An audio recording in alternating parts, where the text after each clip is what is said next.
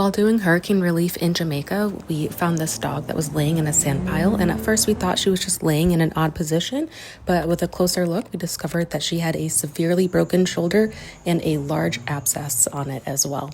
She was unable to move because of her shoulder, so her exposed ribs indicated that she's been laying here for quite some time while starving to death. She's also located in a very busy area, and all the neighbors saw her every day, but nobody had ever fed her or moved her.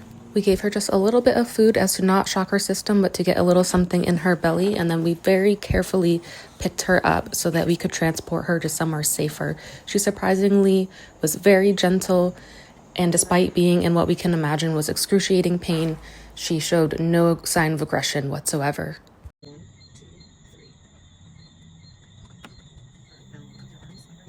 We then had to very carefully transport her out of the truck and bring her into the area that we were going to set up for the night for her. As you can see, the abscess is so large, and when we touched it, it was very hard, which indicates that it is from a large break, and there isn't a lot of fluid in it, but there was a little bit of a fluid pocket. So we gave her gabapentin and carprofen for pain, and we also administered some fluids into her as she was severely dehydrated.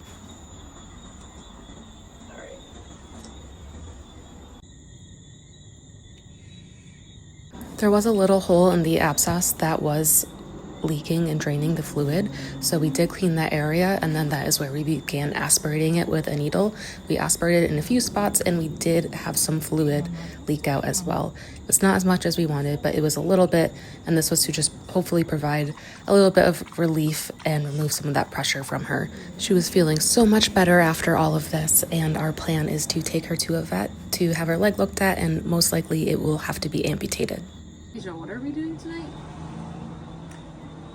We're currently sleeping on a balcony, and what we're gonna do is, because our little girl was immobile when we picked her up, like literally could not move, could not stand, could not nothing, barely lifting her head, but with some fluids, some dextrose, some pain meds, like we hooked this little sister up.